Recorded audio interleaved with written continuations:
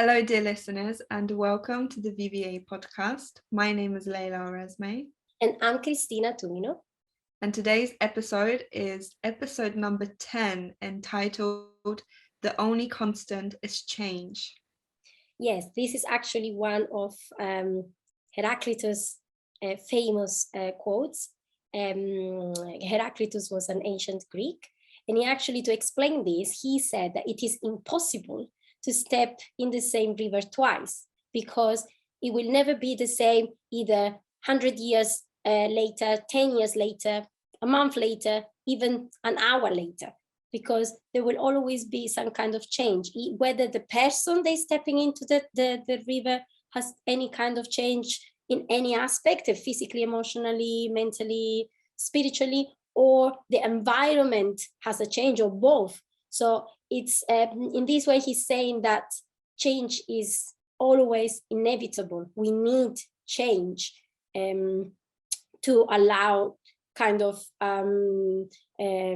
things to, I don't know, go up and down, and the natural laws of the universe in some way, of having day and night and death and birth, because thanks to something dying, it gives room for something else to grow, to be born in some way. And that's it's like the natural flow of the river, and I guess this is also why, because the water in the river always flows, so it's never the same water that we step into. And yeah, like you said, change is always inevitable. It's like the natural flow of life that we need to actually live and die, like you say, and we cannot avoid it. I think the only thing we can do is decide, or at least try and affect which way the change is going to go. Is it going to be a good change, or is it going to be a bad change? And I think at the moment, what we see in our world is that the change is not so good. I don't know how you feel about that, but what I have noticed is that people, especially the younger generations, are increasingly becoming a lot more weaker and emotionally unstable. And yeah, I think that's kind of like the main thing I have seen. And maybe it's because it's the use of social media that disconnects them from the reality. And we can often think that this change is kind of good, right? Because we have, we're so connected and all these things, but actually it affects people in a bad way. I think I agree, generally speaking. Of course, it depends on individuals and situations, but generally speaking, I do believe as well that the world is changing in some way, like it's changing for the worse in some way, because things are not,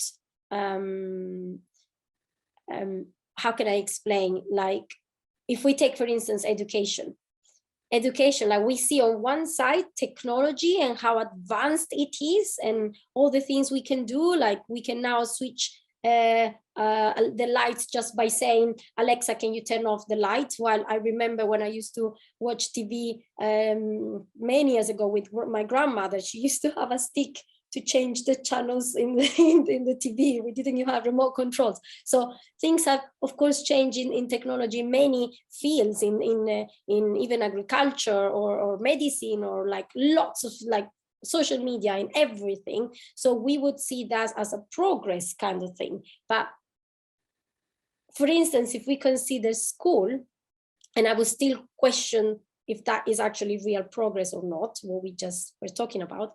If we consider schools, schools are exactly the same as they were 100 years ago. Of course, there were things that changed, because as we said, change is inevitable. So we don't have, for instance, teachers that hit the students when they need to learn, or programs are now different, like curriculums and stuff are can be a bit more like, they can be more a variety of things that you can do, but more or less the system is exactly the same. Like the way that was conceived where children are all educated, following the same kind of like being in the same classrooms and learning the same thing at the same pace, and having the bell that says like, okay, now you need to move and go to another classroom, or another teacher is coming to your classroom, or like having subjects divided in things divided in subjects, like all these kind of things that come from the industrialization revolution and all these things that happen in that period, in the period of the Enlightenment, is exactly the same, hasn't really changed. So that should make us think, like, what kind of change are we talking about? Because I think everyone is so obsessed with progress right now, aren't they? Where it's like everything is progress, the technology is progress, and we're moving forward and life is getting better. But we kind of like, we need to stop and actually think about, you know, how much progress are we actually making? yes. Because what ends up happening is that we end up making changes, and then we call those changes progress. But every time we make a change, it has an impact on everything else. Yes. So for example, right now we live in a world which is very, how do I say it, very comfortable, very convenient. We can have everything, and that seems like progress, but actually it makes us incredibly lazy. It makes us have less discipline, so it makes us weaker as a society. And at the day of recording this video, Russia has literally invaded Ukraine. So all of a sudden everyone's scared about war. And it's very interesting to me because we have lived, especially in the Western world, we have lived in a kind of fantasy idea that war is never going to happen, even though World War II and World War I weren't even that long time ago. But yet we are so kind of comfortable in the idea that, you know, war is like this abstract thing that happens only in, you know, the Middle East or something like that. So now where it's actually, you know, we are having to face this possibility, it's, you know, it's a bit scary to people. But maybe this is actually what we need in order to, you know, create that shift in us to actually make us stronger people and bring more meaning into our life, if you know what I mean. I actually talk about this in the book I wrote about, you know, when we talk about the constant is change, these ups and downs. And I talk about the generations, like the generation that were alive during the First World War, the World War One. They approached to things in life like they were hard worker, they had lots of discipline. In the family, like normally the dad was the one that had kind of authority over the children, although mom is the one that was giving that caring thing and growing. But everything was about like hard work and values that were real strong values, whether they were right or wrong, but there were strong values present. And this has changed while circumstances around us have started to change, politically speaking, and as well socially speaking. So generations have gone through this like kind of up and downs. Like after the war, people started to kind of like, you know, rebuild everything, like even physically speaking, rebuilding things and the whole country and buildings and their life. And they were like, you know, like strong and restarting like their own businesses. And then they started to become like successful people, of course, because they worked very hard. But the generation that came after that were normally more used, for instance, to don't really do much because everything was easy for them, because their parents did everything. And there was this belief that they didn't want their children to have to go through what they went through. And I actually personally think that this is wrong, because everybody has their own lessons and path in life, and it's nothing to do with what of course we don't want war. I'm not saying that we want war and that's good for everyone, but what I'm saying is that harsh moments, difficult moments are the ones that make a person strong. So if this is what's happening in society, and nowadays we go to a stage where parents, for instance, are so highly protective with children that they really don't don't know how to take risks, like even physically, like going and climbing trees and be out there and playing in the streets and doing all this stuff, where they actually start to build that kind of confidence and learn from errors and all this stuff, and learn how to better assess risks, because that's what you learn to train yourself. But if you are used to be inside, playing with a video game with your friend that is not even physically in there, sometimes physically, and I see that as a very sad thing. You have two little children or even teenagers sitting next to each other, not even talking to each other, but playing to each other, not moving, not using the body to do what is here to do. That, for me, that's not progress. That's not like, that is technology. And that's when I was talking before about education. I think we need to understand this progress from which point of view, because if we're talking in terms of the person individually speaking, if a person is not educated in the way that supports that kind of building that strong character and understanding who you are and all this stuff, and it's not about training yourself to live in the environment and do things better and come to do what you came here to do. If you don't have that kind of progress within, then everything that you do, any action that you do and interaction you do with the world will reflect what you have inside. So if the education hasn't really changed, this is a mirror of what is happening outside nowadays in the world. This crumbling, the whole world is crumbling. Even when we see this, what happened with COVID, people live in fear. Yeah. Many people, I'm not saying everyone, thanks God, but many people live in fear. They're driven by an emotion. They're not even using, and when you are in fear, you're not really using your mind. And when you don't use your mind, you don't make the right choices. You don't understand where you're going. You just go towards a cliff. That's what you're doing. And I think that's why we need to understand and people are obsessed with progress.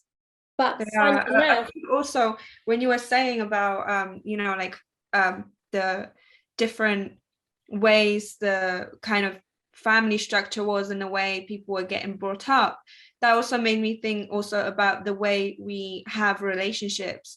And back in the day, the relationships were a lot more stable, where, you had a man and a woman and they had marriage that was supposed to last a lifetime. There wasn't the kind of, sleeping around and dating and being free, what people call, because they think this is freedom, to not have to, have just one person for the rest of your life. And I'm not saying one is wrong and the other one is right, but I'm saying that everything comes with ups and downs, because what we see now is that the more we have moved away from the traditional structure, the more we have moved into a sort of chaos where most people are lonely. They don't know how to find someone, a companion for life. I think it's even, sorry to interrupt, it's even worse than feeling lonely. Some people don't even, they question even their real identity, to don't even understand if they are woman or men. Mm-hmm. This has never happened in history. I mean, it has actually many years ago. That is to show how societies are really crumbling, because you don't even know, if you go to the core of like people, there's not even a proper strong, there's nothing there that's holding the person up. Yeah, totally. And this is what we see with everything, and we seem to call all of this progress because it's more freedom and more, expression and blurring the lines between everything. But actually those lines are, the kind of, poles and structure to hold the whole society together. And so when we blur those, like, we have nothing left. We will just have chaos. And I think this is what we are seeing right now. And again, this is not to say that, the kind of more traditional life of the past was ideal, because it did have its negatives. But what we're trying to say is that what we have now is not really progress. It's a change, but is it change for the better? That is questionable, because we do see a lot more people dealing with mental health. They more families are, there's so many single mothers now, and back in the day that wasn't a thing. And it has been proven that, you know, and I'm sure you know a lot about this, that a child needs both parents to be brought up optimally and, you know, have optimal mental health and everything else. And again, this is not to say that it's just for the children, because it's not everyone needs to have children, but it's, you know, the point is that all these different changes are not necessarily good, and we need to think about what they are. And going back to what you were saying is that ultimately, if we want to have good change, we have to change ourselves, because I feel like at the moment everyone's sort of like pointing fingers at everybody else, and it's very easy to do that. You know, it's very easy to say, well, you know, you guys are sleeping around and that's why the world is crashing, and you guys are confused, that's why the world is the way it is. And, you know, we fail to look at our own selves, and this is the key, because we have to do that. We have to take responsibility, and it's a hard thing to do, to, you know, discipline yourself. Oh yeah, I think it's very hard, and I agree with you completely. And I think it's because most people are lost, very lost within themselves. They don't really know who they are, and it's way easier, as you said, to think that the problem is always somebody else. The situation or whatever is going on is because somebody else is not vaxxed, or it is vaxxed, or it's like whatever. It's always somebody else. The reason is like, oh, that person is actually beating me, so it's the problem is the person that is beating me. My boss is bad, the problem is the boss. We never take, many people don't know. I think they don't even know how to take responsibility, because this is something you need to kind of start to learn to do when you are young. And this is something that is quite visible, like the parents and generations, for instance, that were living the war or like very difficult periods in time, normally were very kind of successful, if we can say, to face things, because they got to a point that they didn't have choice. They have to either just die, like let it go and die, or touch the bottom and start to, from there, be kind of connect with that real fire within, and go and fight and believe your own values and create your strong character. And that's what the world is kind of lacking right now, I think. I would argue that too, that actually the only time when we connect with our true selves is in times of hardship and struggle, because that's when we are literally left without a choice. You know, we either find that inner fire or we don't, and then we fail and possibly die if it comes to, you know, if it's in a circumstance like a war or something. And because we have been so comfortable, and I would argue that we are actually taught that, you know, pointing fingers is the way to go, and that we are victims of the reality. The world is very bad, and, you know, woe me, you know. It's never, okay, this is going on, what should I be looking at within myself in order to change that, in order to actually make a good change in the world that will reflect. Because if you change yourself, then everything around you will start changing, and you will no longer need to complain about other people. Yeah, because there's so much you need to do about yourself that you would never even have either the time or you will understand more how doesn't even make sense to complain about others, because it's hard to work on yourself already. So, why do you think it is so hard? Why is it so hard to change ourselves?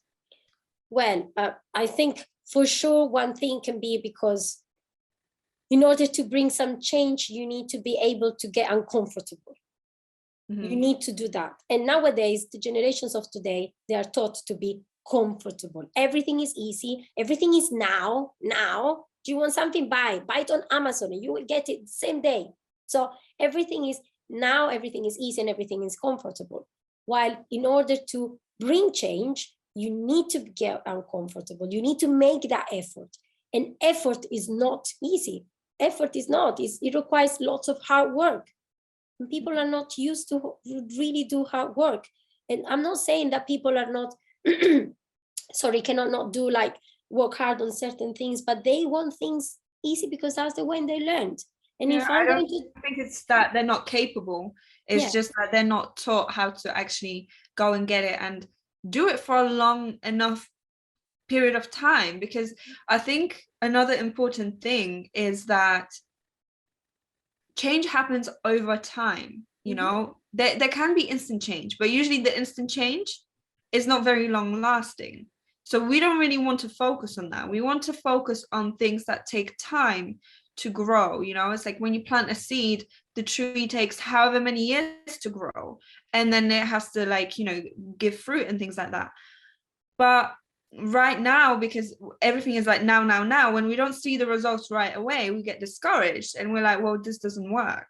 And that's not how the reality is. The reality is you put in effort, a lot of effort over a long period of time, and then you get your reward. Not the other way around. Yes, but I think funny enough, when you don't do the change you have to do, in reality, you actually end up working even harder, because things in your life become so much like very difficult. And like if you're in a bad relationship, and because you chose not to take responsibility and make that necessary change to get your life better, then your life in that relationship will only get, because change is inevitable. And if that will get worse and worse and worse and worse, so you make your life even harder. So why not working harder to make it better and change the direction of things? So instead of going into kind of, you know, everything is miserable, everything is bad luck, everything is because of this, and then this is happening, and and you get into that mindset of everything is wrong, and then you start to be resentful, and then you start to take all the negative aspects that within yourself, and you start, of course, and the more you carry on denying reality in that sense, the more you get into that mindset, and the more the change goes into the wrong direction. And that's why at some point the universe or God needs to interfere to shake a bit those walls that you are building, that prison that you are building, to help you to make the change to the other direction. But it's even harder to get out from that hole or that prison that you made, because it's so strong and bigger. And the more you become stubborn and obsessed on like carry on doing it because you're too scared or whatever is the reason, the worse become your life. Well, if you bring that awareness and stop looking, and not stop, and start to look at reality for what it is. So bring that right awareness and start to do, as you were saying, little steps in terms of like change is a slow process. You do one little step and another little step and another little step until you get to the point where you look back and you see, oh, wow, look how far I am. And because you have done it slowly, you have been learning the lessons, you are becoming stronger on your way up. So it's not just that you just jump and get there, but then you haven't learned all the other lessons in between. And then as soon as you have another obstacle, maybe you roll back even farther down than where you were at the beginning. That's why you need to go slowly and do one step and then another step. So then you can become stronger and go to the right direction. And God will be there helping you and blessing your path. Things will start to get better and things will start to, people need to realize, Rome wasn't built in a day. Good things take time. Bad things take time also. So we need to, make that conscious decision and actually look at ourselves and try to figure out what is it inside of me that is making me go in that direction, and then change that, change it. So you change the direction, and whatever change that's happening, it's going to happen in that new direction, which is good change rather than bad change. And I really like what you said about the kind of divine intervention, because I think this is what's happening to our world right now. The reason why we are having another world war is because we haven't made the changes. We haven't learned the lessons. We haven't done what was supposed to be done within ourselves on individual and on a collective level as well, because it all reflects. But again, it's not about pointing fingers. And what we need to realize is that we make our own luck, and we also make our bad luck. So it is down to us, essentially, you know. So when bad things happen out of nowhere, we think it's out of nowhere, but actually it is our wrong choices built up over a period of time, and us resisting that change to the point where, you know, the rubber band actually snaps, and then we have chaos.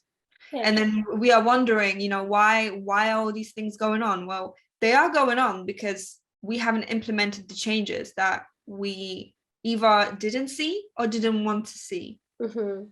Yeah, it's like when, let's pretend a person start to date another guy, and they start to go out, and then you start to notice, of course, it's at the beginning, love, everything is beautiful, and then you start to notice there's something that is not quite right, and then important values about yourself are actually starting to not match with the values of the other person, and then the little voice inside you is starting to say, I don't like this, but then you carry on anyway, and then you start to get older. You don't address it. I need to get married, it's time to get married, I need to have children, and then you don't listen to that voice, so you are making the choice of not taking responsibility. This can also be on the flip side as well. Let's say you are in a relationship, right, and your partner ends up cheating on you, and then you're wondering, you know, how could they do this to me? You know, like, how dare they? We are in a relationship. This shouldn't happen. And then actually what has happened is that person never gave their partner enough love, never gave them enough attention, never respected them, never appreciated them, which completely drove their partner away until they found someone that gives them all those things. You know, so now you can say, oh, I'm such a victim because I got cheated on. Or you can be like, what could I have done wrong there? And that's not to say that, you know, obviously bad people exist, but these are actually, when we think about it, these are only very rare cases. Yeah. Usually and I think it's people reacting to our actions or the lack of them.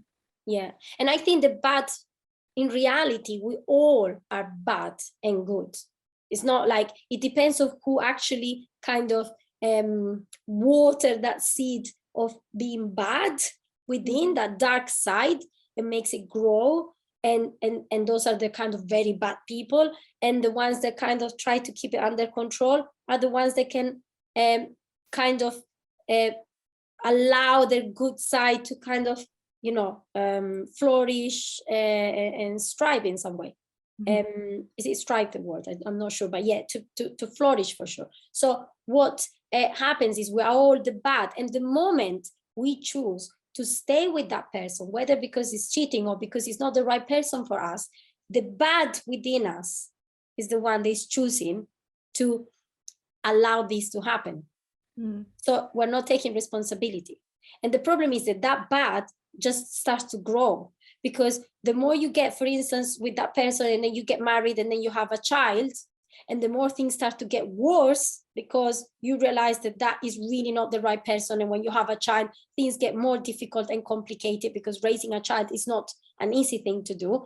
And then at some point you split. And then I don't remember, I wrote this in my book, I don't remember now the number of people that divorce by when children are less than 5 years old. So how can this be possible? It's because the foundation were not right since the beginning. So if you heard to that little voice back then, when you knew there was something wrong, and you just kind of, you know, took responsibility for that and listened to that. Yeah, and at least talk to the person. Maybe the reason was just talking, and then together you could find another way of being together, like because the other person knows, and then you find, oh, maybe that's not the right person for you, for instance. But that's the key. If you don't do that, and people nowadays are really into this idea of, everything everything is for a reason. Everything, we just need to, I need to do what I love. You need to do what you love, or what you find it easier for you to Yeah, this is the problem with like following feelings. I think I've done a couple videos on that as well. Yes. Where basically, you know, when we just follow the whims and our feelings, we basically end up never growing, because we need to be in that uncomfortable zone in order to grow. So people think, oh, you know, I'm just going with the flow, I do what feels right, I do what I like, and then actually, you know, they end up not getting anything done. Or, you know, they end up being you know, actually bad people, and they become, they are, you know, rude to, you know, whether it's people they know or don't know, because that is what is natural to them, you know, and they never look at themselves like, okay, this is actually hindering my progress, let me try and be nice, let me, or maybe not nice, but let me try to, you know, actually go through my life, learn some etiquette, learn how to approach people and how to make them like you, and, you know, how to have good conversations with people so that you actually develop good relationships. Whereas, you know, you might just be like, well, I'm an introvert, and then you never go out, and then you wonder why you don't have you know, connections. Or even worse, when you try to be like everybody else to fit in the group, and you lose your Exactly. Like, personality. for example, let's give the children thing as an example. You know, a lot of people have children because they think that is the thing to do. Yes. Whereas, you know, maybe not everyone has to have children. I know some people, and I would argue that I'm one of those, where, you know, I don't really have like maternal instincts. And, you know, I know people that do. But for example, the people that do, they might say, well, you know, I don't want to have kids because, you know, no one, like, having kids is like, you know, the thing of the past, right? So it's like, you really have to like learn to know yourself in order to know what is the right thing for you. Yes. Because, you know, and it's a shame, I know so many people that would be amazing mothers, and it's like they get a dog. Or there are people that would have amazing lives and contribute to society in a great way if they didn't have children. Like, they wouldn't have a miserable life. Yeah, because, you know, it's a full-time job, and it's not a job for everybody. No. It is incredibly valuable, and it is definitely needed. Like, people definitely need to have children, but they need to think about, you know, their circumstances, and, you know, actually the partner they're having children with, etc., etc. So there's all these things that come into play. But we're kind of going off the topic here. So like, let's go. So we always do that. But what I wanted to talk about is, you know, the role of destiny within the kind of flow and this change that is inevitable. Because some people think that destiny is like a set in stone thing that we are all going to get to no matter what. But actually, our destiny is a goal, which means we might reach it or we might not. And that will depend on the changes we make within ourselves. Are they going to be good changes, or are we just going to be, you know, rolling down the hill being that, you know, like that bad person that is just comfortable? So, you know, actually becoming our full potential is a process of becoming, it's a process of change, and it's not going to happen by default. And I think this is what most people mistake, that we reach our destiny by default and everything is set in stone, it's written in the stars. And well, actually, if it's written, then it's only a guidance. It's never, you know, it's never the full story. It's just a clue to what can happen if we make the right choices. Yeah, I agree, because if we, it's the same thing with luck. Like, you build your own luck, you do your own, you build your own destiny, you build your own luck. And I'm not saying that you build your own destiny because you choose what destiny you want to get. Like, oh, you know what, I want to be I don't want to be an astronaut. Yeah, I'm choosing to be an astronaut. And then you start to work that because you are building your destiny as an astronaut. You can build that because you have that free will to do what you want, but is that really what you really need to do and you came here to do, and the contribution to the world? That can actually not be the right one. And that's when you will maybe not learn the lessons you need to learn. Maybe that choice is made because it's the easiest way, or because of, you know, the influence you had from society or from the education you had when you were small. Maybe your dad was an astronaut and you want to be like your dad. Like, there can be so many things. So I think what we're trying to say here is that everybody of us, as we're all born with unique skills, there is a reason why we're born with those skills, because we need to actually fulfill a specific purpose. We have a specific kind of destiny that we need to achieve. Yes. Sorry, there was a bit of a delay. I like the idea that we are born into the life with all the tools we need to become who we are supposed to become our fullest potential. So you know how now, like, there's a lot of people that are like really confused about who they are, and they're like basically making up like identities and pronouns and calling themselves like weird things like demons and fairies and things like that.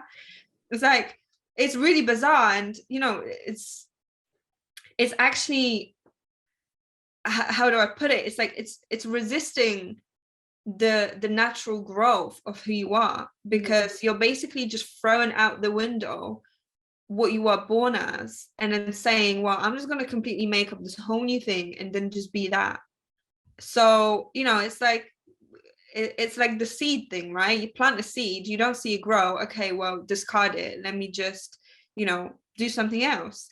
And again, it's you're not even giving yourself a chance to see and find out who you could be by doing those things, by disregarding what we are, and really just not even trying to make the use of our talents and skills, and being just so lost and just, you know, identifying with all these things that are not who we are. Because essentially what we are is our soul, and our soul is not even concerned with, you know, what gender or sex or race we are. You know, it's just like, okay, I'm here, this is my vehicle for this incarnation, this is what I got to use, you know, and you kind of honor that. And you try to obviously make the right changes in order to make it the best version it can be, but you never really you shouldn't disregard it, you know, because that way it's like you're resisting the change that is natural, that happens, that is the kind of like force of life that wants you to change and go in the right direction. Because it's uncomfortable. It's uncomfortable. It's not easy. It's scary. It's scary. But the more that's why it's so important to understand who you are. The more you learn who you are and learn about yourself and learn about your negative sides and your positive sides, and you learn how to listen to that voice within, to your soul. When you start to learn how to do this, you become the best servant for your soul. You become loyal. And then you start to do what you actually came to do. You came to fulfill that specific contract. You come and do that. And then you actually become good at it. There are lots of lessons to learn, and they are important. There is a reason why we all have specific lessons and things to learn. But then the awards after it are priceless. Like, there's no way. It's not about learning, like when you go to school and be educated in terms of putting information into your mind. It's actually drawing out the information you have within. It's the opposite. It's not about putting information, it's to taking out the information you have within. So then you can do what you came to do. And that's so important in terms of education and understanding who you are and following your purpose, and don't allow the whole world to crumble in front of our eyes. I had a conversation with someone the other day, and we were talking about, you know, anxiety and kind of like social anxiety that a lot of people go through.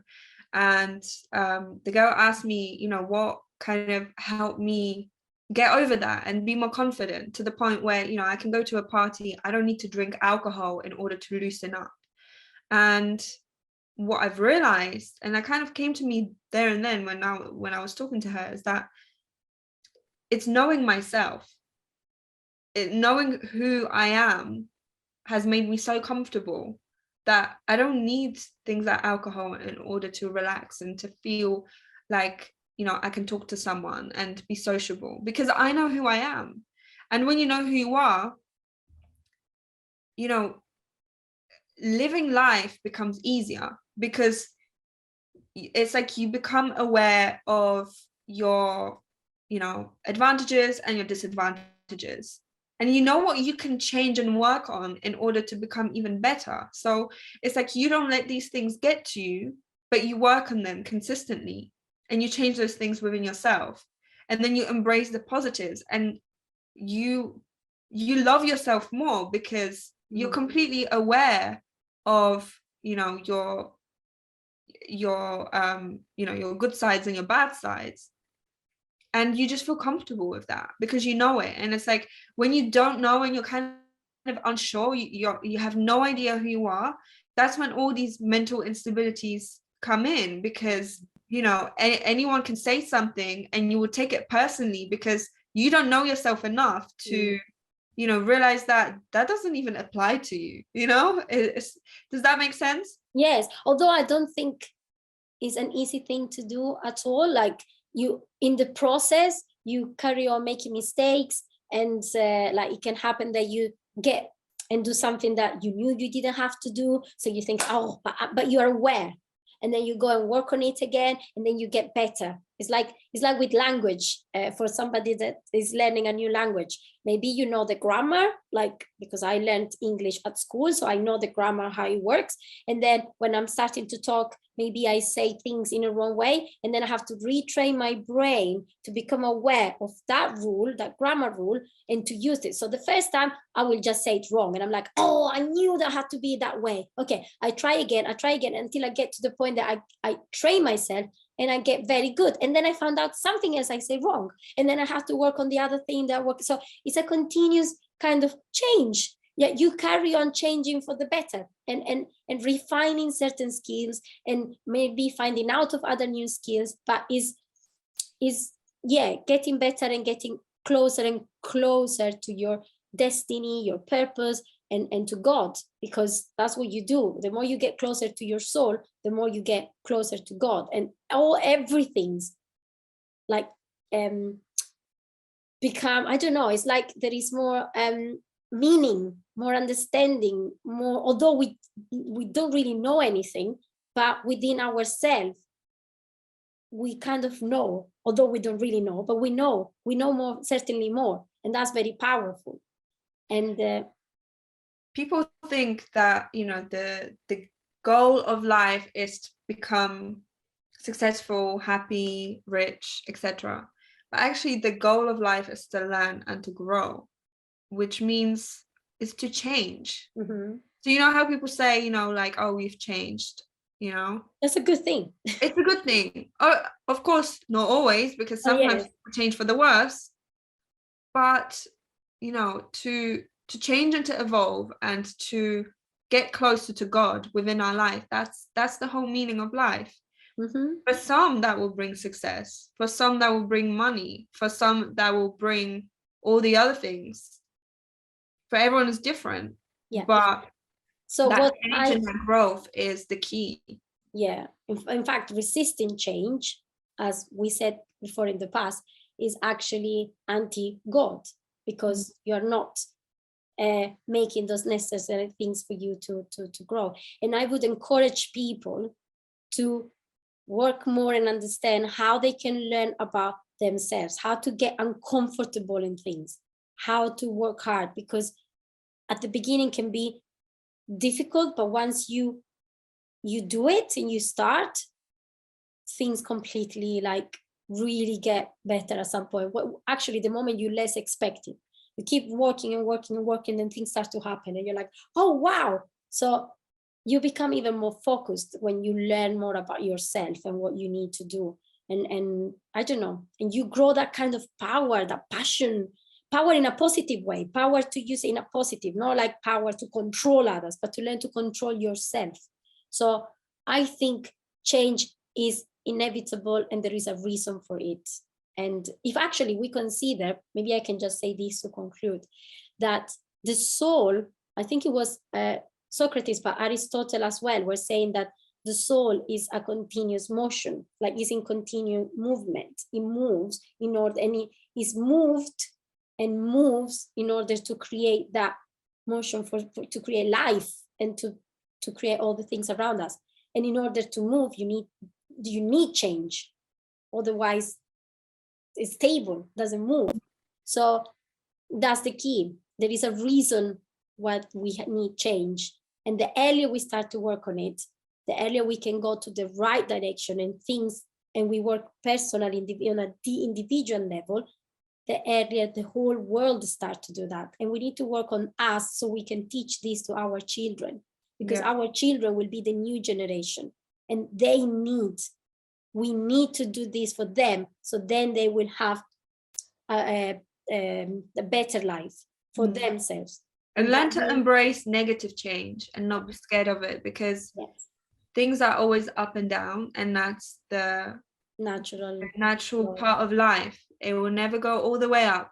Whatever comes up has to go down at some point. And embracing that change and being okay with it, and just accepting that, sometimes things have to go wrong in order for them to go right. Yeah, I agree. Okay. Okay. So, thank you for listening. We hope you enjoyed this episode. Yes. And we will see you in the next one. Yes. Bye.